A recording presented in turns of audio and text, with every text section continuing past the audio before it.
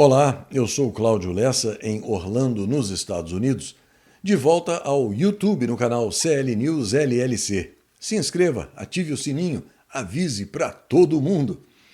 Agora que passou o Dia de Ação de Graças, é hora de montar a árvore de Natal e de prestar bastante atenção nessas duas mensagens infantis. A primeira diz que não é feio uma criança acreditar em Papai Noel. O que é feio mesmo é um adulto acreditar no vigarista, presidente dos traficantes.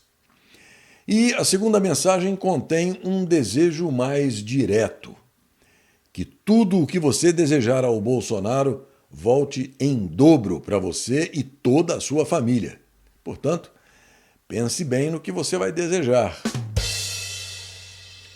Hoje, 28 de novembro de 2025, é o Dia do Soldado Desconhecido.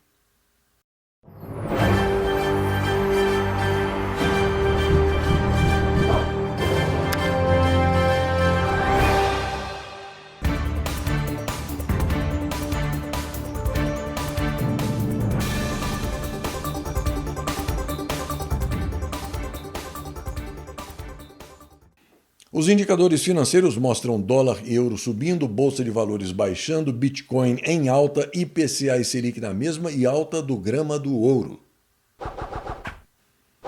A Gazeta do Povo informa que o Partido Liberal comunicou por meio de nota oficial a interrupção no pagamento do salário do presidente Jair Highlander Bolsonaro. A legenda atribuiu a medida à suspensão dos direitos políticos do presidente de honra. Bolsonaro tinha direito aos vencimentos do PL desde a filiação ao partido em 2021 e recebia os pagamentos desde abril de 2023. O partido não informou o valor exato do salário que deixou de pagar a Bolsonaro, mas calcula-se que o montante estivesse entre 33 mil e 46 mil reais, valor correspondente ao salário de um deputado federal. A origem dos recursos do partido é o fundo partidário. O senador Flávio Bolsonaro, o filho mais velho do presidente, postou no X que a medida tomada pela legenda foi algo obrigatório e não por vontade do partido. Ele ainda pediu à União e disse que, enquanto estiver vivo, nada faltará ao pai. De qualquer forma, Bolsonaro não fica sem rendimentos. Ele recebe aposentadoria da Câmara dos Deputados como ex-congressista, além de outros recursos que incluem também as doações espontâneas de simpatizantes.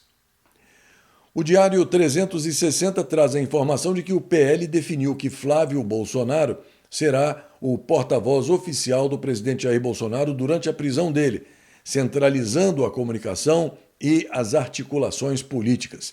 A decisão deixou Eduardo e Michele Bolsonaro em papéis secundários, enquanto o senador assume as negociações pela anistia. Novos detalhes sórdidos surgem sobre a viagem da família Ramagem para os Estados Unidos. A mulher do deputado Alexandre Ramagem publicou uma nota contando que o satânico psicopata, o verdadeiro golpista, o proto-ditador do Fazendão, foi para cima dela antes que ela e as filhas deixassem o Brasil.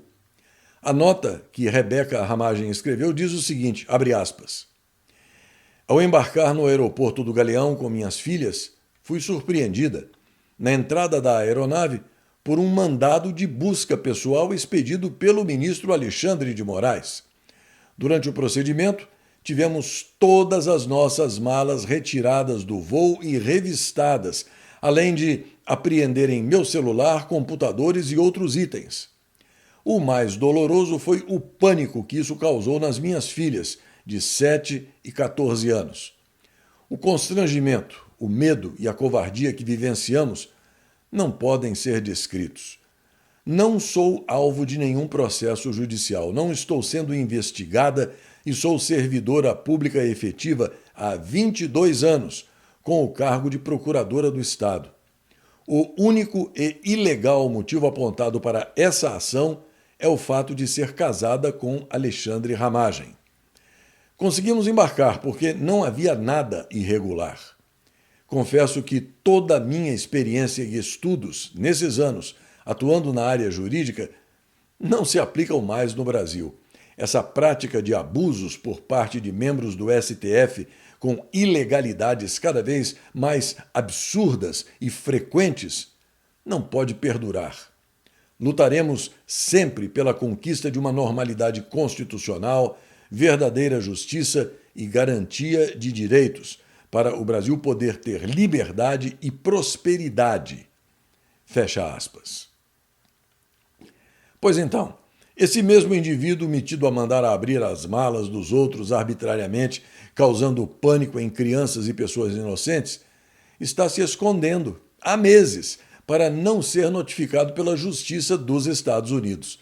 O advogado Martin DeLuca, que representa a Trump Media, do presidente Donald Trump, e a plataforma Rumble, num processo contra o satânico psicopata golpista, explicou, neste trecho do programa Braddock Show, o que está acontecendo, ressaltando que a Advocacia Geral da União, comandada por essa piada de mau gosto chamada Jorge Messias, o office boy abortista crente do pé quente, agora indicado para o Sindicato do Crime Organizado, gastou cerca de 4 milhões de dólares para contratar um escritório de defesa aqui nos Estados Unidos, que, segundo Martin DeLuca, jamais apareceu no processo até hoje.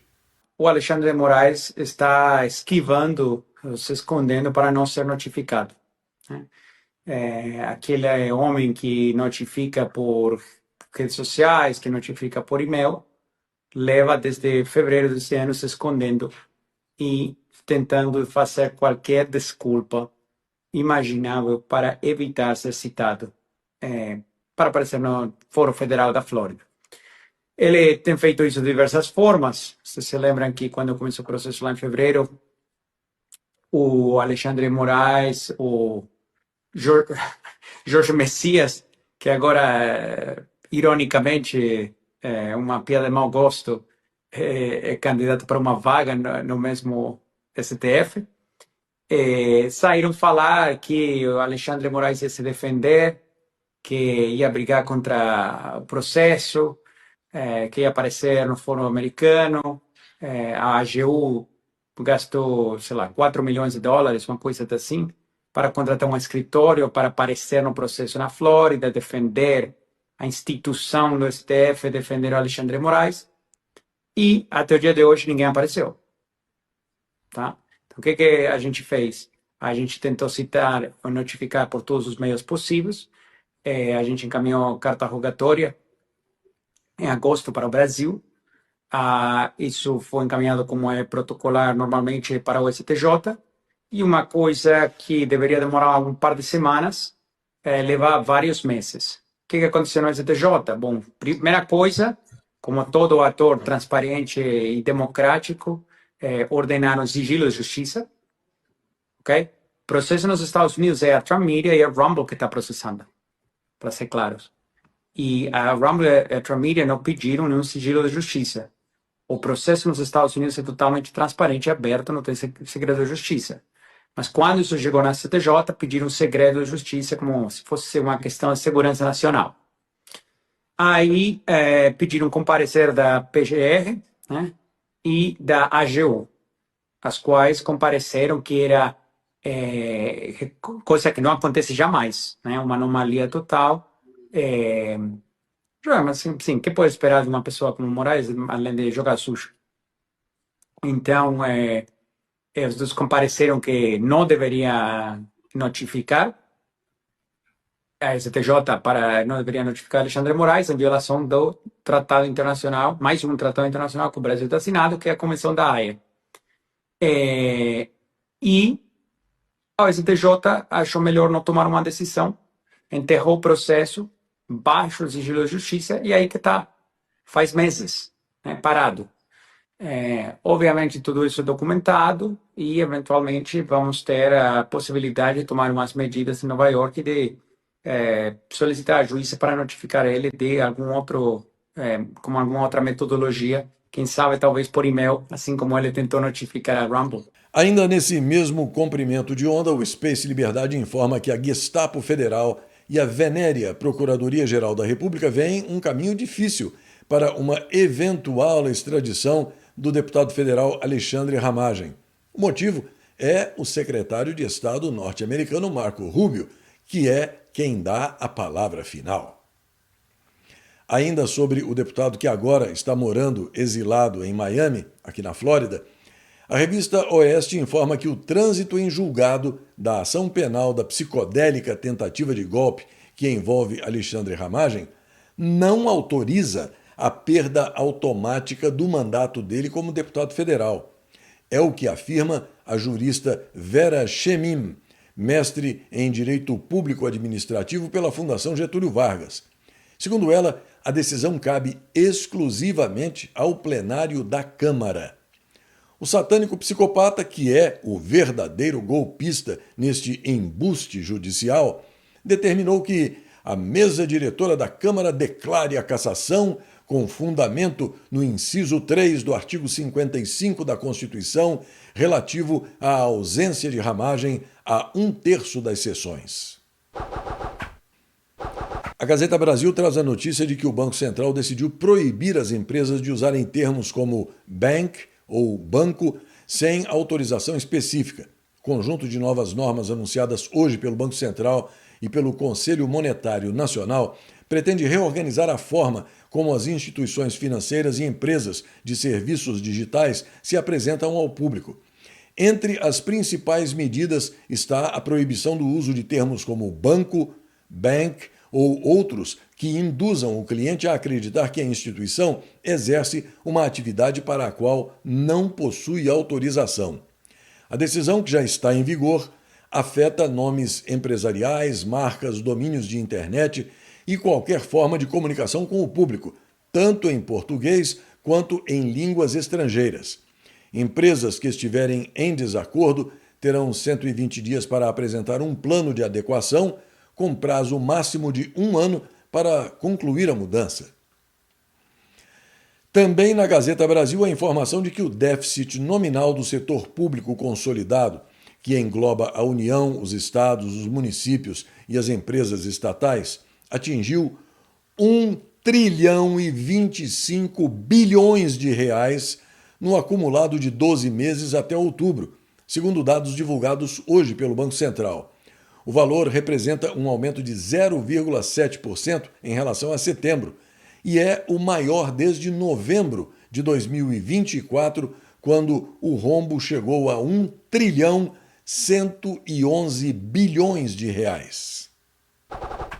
A arrecadação com tarifas promovida pelo presidente norte-americano Donald Trump atingiu o recorde de 33 bilhões de dólares somente no mês de outubro. Os especialistas afirmaram que isto seria impossível, mas aconteceu. As tarifas demonstraram que funcionam. O presidente agora acredita que a Suprema Corte irá mantê-las. A partir daí, o deputado Tim Burchett, republicano do Tennessee, já saiu na frente pedindo a eliminação do imposto de renda federal, depois desta arrecadação recorde. Bom, eu agora quero falar diretamente com cada netespectador que aprecia esse meu trabalho jornalístico e tem me acompanhado ao longo destes 5 anos. Eu fico bastante constrangido mesmo, mas eu não vejo outro jeito, senão este, de pedir que você contribua com o que puder e o que quiser, não importa o valor. Eu quero, inclusive, sugerir a você uma espécie de compromisso informal, ou no fio do bigode, como se dizia antigamente. Eu preciso que cada um me envie uma ajuda. Novamente, ela pode ser de qualquer valor, não importa. O importante é que você assuma esse compromisso informal, no fio do bigode, de me ajudar, seja semanalmente, seja a cada 10 dias, seja a cada quinzena. O número de netespectadores que me acompanha, que me elogia e que compartilha o meu trabalho é bastante grande. E eu agradeço a cada um por isso. Mas são poucos os que efetivamente contribuem. E sem essa ajuda, eu não tenho como remontar a minha equipe, não tenho como produzir um CL News mais longo, mais completo, mais dinâmico e assim por diante. Por isso, mesmo muito constrangido mesmo, eu volto a pedir, procure se comprometer a me enviar uma ajudinha de qualquer valor, seja semanalmente, ou a cada 10 dias, ou a cada 15 dias. O importante é a regularidade, é a constância. A união faz a força. Mais uma vez eu agradeço a atenção e espero a colaboração de cada netespectador que valoriza o meu trabalho. No Space Liberdade, a notícia de que o presidente dos traficantes e o inquilino do prédio dos transportes, Mini Renan, devem anunciar o fim da obrigatoriedade da autoescola no dia 3 de dezembro. O Space Liberdade informa também que a Comissão de Saúde da Câmara dos Deputados deu parecer favorável ao projeto que suspende a vacinação obrigatória de bebês e crianças contra a peste chinesa. A revista Oeste traz a informação de que os negócios que envolvem o ex-dono do Banco Master, Daniel Vorcaro, atualmente preso e com bens bloqueados, também chamam atenção no exterior. O site norte-americano The Real Deal revelou que, em janeiro, Daniel Vorcaro adquiriu uma mansão à beira-mar em Miami por 85 milhões e 200 mil dólares, equivalente a cerca de 460 milhões de reais, meses antes de tentar negociar a venda do Banco Master ao BRB. O portal The Real Deal, especializado no mercado imobiliário, informou ainda que, em fevereiro, Daniel Vorcaro teria comprado outro imóvel na mesma rua por mais 6 milhões e 900 mil dólares, cerca de 27 milhões de reais. Ambas as propriedades ficam na Sable Palm Road, dentro do condomínio de luxo Bay Point, local que abriga personalidades de destaque como o cantor Enrique Iglesias. No portal Conservatism and Elegance, da Thazy Smith, a informação de que o chefe de gabinete do catatal ucraniano Volodymyr Zelensky renunciou depois de uma operação anticorrupção dentro da casa dele. A saída dele ocorreu após as autoridades intensificarem uma investigação sobre um escândalo de corrupção de 100 milhões de dólares envolvendo altos funcionários ucranianos. Yermak era uma das figuras mais poderosas da Ucrânia e uma figura-chave nas negociações em andamento com o governo Trump sobre as conversas de paz com a Rússia. Em Hong Kong, os bombeiros finalizaram o combate ao incêndio que matou 128 pessoas num complexo de edifícios, cada um com mais de 30 andares, localizado no distrito de Tai Po. O fogo, que começou na quarta-feira, se espalhou com rapidez por 7 das 8 torres, no incidente mais letal em Hong Kong nos últimos 30 anos. 200 pessoas ainda estão desaparecidas.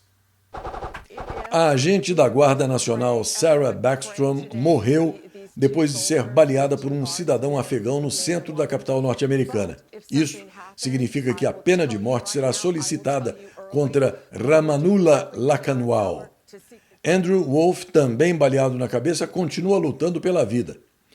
Uma série de informações obtida de uma grande variedade de fontes aqui nos Estados Unidos mostra agora que o ataque contra os agentes da Guarda Nacional em Washington é ainda mais explosivo do que se imaginava. E é com a foto de Sarah Backstrom, de apenas 22 anos, especialista do Exército lá de West Virginia, que eu começo a passar essas informações explosivas para você. Primeiro, os norte-americanos foram informados de que o atirador perto da Casa Branca era apenas um cidadão afegão. Mas o fato é que as notícias revelam um quadro muito mais alarmante. Ramanullah Lakanwal, de 29 anos, não era apenas um imigrante afegão. Ele é um veterano altamente treinado do Corpo de Comando de Elite do Afeganistão, tendo lutado ao lado de forças especiais norte-americanas em Kandahar por mais de 10 anos. As notícias são de que Lakanwal fazia parte da força de ataque NDS-03, apoiada pela CIA, uma unidade paramilitar sigilosa descrita como uma das mais letais e secretas da guerra afegã. A Fox News e outros informam que o ex-diretor da CIA, John Ratcliffe, confirmou publicamente que Lakanwal trabalhou com diversas agências norte-americanas durante a guerra e disse que ele jamais deveria ter sido admitido, trazido para os Estados Unidos.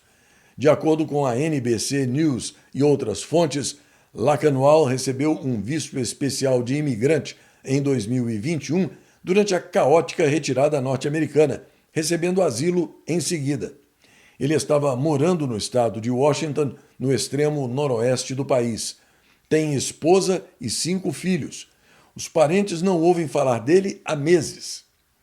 Às 2h15 da tarde de quarta-feira, hora local, em Washington, 4h15 em Brasília, Lacanwal emboscou 2 agentes desarmados da Guarda Nacional de West Virginia, perto da Casa Branca, enquanto dava o célebre grito de guerra islâmico Allahu Akbar. Curiosamente, os dados de tendência pública do Google, visível a qualquer um, mostra um aumento nas buscas pelo nome dele na região de Washington, D.C., horas antes do ataque, o que não necessariamente prove algum conhecimento do que iria acontecer, mas levanta sérias questões e merece uma investigação. O Congresso norte-americano deveria, inclusive, intimar os dados de IP para determinar se isso foi uma coincidência ou algo mais. Agora, se Lacanwal foi treinado pelas forças norte-americanas, é vinculado a uma força de ataque secreta da CIA, admitido em solo norte-americano de maneira apressada, é conhecido dos serviços de inteligência, como é que ele acabou atirando em 2 soldados dos Estados Unidos perto da Casa Branca? E por que alguém com essa bagagem dele não estava sendo monitorado? A preocupação agora é com o restante dos membros dessas forças afegãs que entraram nos Estados Unidos da mesma forma assodada. Quem os aprovou? Quem os avaliou? Quem está rastreando essa gente agora? Eles não eram refugiados comuns. Eles faziam parte de uma força ligada aos serviços de inteligência. Desburocratizando, essa não é, como se vê, apenas mais uma notícia de um imigrante afegão muçulmano que cometeu um ataque. E no patético narco-estado venezuelano, um acontecimento inacreditável que, se não tivesse sido gravado em vídeo, você diria que é mentira. Freddy Bernal, governador de Táchira, ex-ministro do podre Maduro e especialista em distribuir felicidade socialista, aparece com a família comemorando o Natal com comida de plástico. Tudo fake. Pernil de mentira, presunto falso, pãozinho de mentirinha de plástico. A garota finge que come e as caras da mulher e das filhas são impagáveis, querendo mostrar que o socialismo é tudo de bom. Enquanto isso, segundo a revista Oeste, França, Alemanha e Suíça suspenderam os voos para a Venezuela. Agora, já são companhias aéreas de 8 nações que decidiram restringir as viagens ao país comandado pelo narcoditador Nicolás Maduro. Brasil, Colômbia, Portugal e Espanha já haviam anunciado restrições nos dias anteriores. A Gazeta Brasil traz a informação de que o presidente norte-americano Donald Trump anunciou que os Estados Unidos vão começar a deter os narcotraficantes venezuelanos por terra, após considerar que as operações navais contra o tráfico de drogas tiveram resultados expressivos no Caribe e no Pacífico. A declaração foi feita durante uma comunicação no Dia de Ação de Graças com militares norte-americanos que estão estacionados no exterior. No vídeo ao lado, cada pontinho amarelo é um avião sobre o território dos Estados Unidos, neste registro de 27 de novembro, Dia de Ação de Graças. A enorme quantidade de voos revela o extraordinário congestionamento dos céus no feriado. Milhões de norte-americanos viajaram e o tráfego aéreo atingiu o nível mais alto em 15 anos. E uma última informação. O presidente Donald Trump anunciou ter cancelado todos os decretos assinados por meio de AutoPen, a caneta automática, durante o governo de Sleepy Joe Biden, já que cerca de 92% desses documentos foram assinados por outra pessoa, incluindo os perdões presidenciais. Neste dia 28 de novembro, em 1660, era fundada a Royal Society de Londres. Em 1814, o londrino The Times se tornava o primeiro jornal a ser produzido em uma impressora movida a vapor, construída pela equipe alemã da Koenig e Bauer. Em 1865, era inaugurada em São Paulo a Rua 25 de Março, considerada o maior centro comercial da América Latina. Em 1895, era organizada em Chicago, no estado de Illinois, a primeira corrida de automóveis na América. Em 1960, a Mauritânia se tornava um país independente da França. Em 1964, a NASA lançava a sonda Mariner 4 em direção ao planeta Marte. Em 1974, John Lennon se apresentava em público em um palco pela última vez ao lado de Elton John, no ginásio Madison Square Garden, em Nova York. E em 1975, o Timor-Leste declarava independência de Portugal. Semana praticamente encerrada, esta edição do CL News está quase terminando. Mas eu aproveito para agradecer a você dessa grande família patriota que me recebe na sua casa, prestigia esse meu NetJornal, me envia mensagens e lembro que os números do Pix estão aí ao meu lado, como sempre, porque a sua ajuda constante e de qualquer valor é fundamental para eu poder continuar nessa tarefa de tentar fazer com que você forme a sua opinião sem precisar de ninguém. Agora, com o novo canal do YouTube, você pode acompanhar o Jornal dos Jornais, que vai ao vivo todas as manhãs, além do CL News e do segmento de orações, publicados no começo da noite. Além do YouTube, é claro, você pode fazer o mesmo pelo meu website. Acesse e guarde o link clnewsoficial.com nos favoritos do seu navegador. Aqui vai um forte abraço para o Venceslau Barbosa da Silva, lá de Planaltina, do Distrito Federal. Java Maria de Almeida, Maria Laura Maciel, de São Paulo, capital. Marcos Zelinski, Nereu Augusto Tadeu de Ganter Peplow, de Curitiba, Paraná. Cláudio Jair Dalto, José Araújo Filho, lá de Guarabira, na Paraíba, Geraldo Sanson Sobrinho, Fátima C. Santana, do Rio de Janeiro, e para a Leoni de O. Mansur Tosi. E mais uma coisinha. Dá uma tristeza danada ver como as coisas mudam para pior no Fazendão, não é? Em 1964, eram os generais que prendiam os bandidos. Em 2025, são os bandidos que prendem os generais. Até a semana que vem.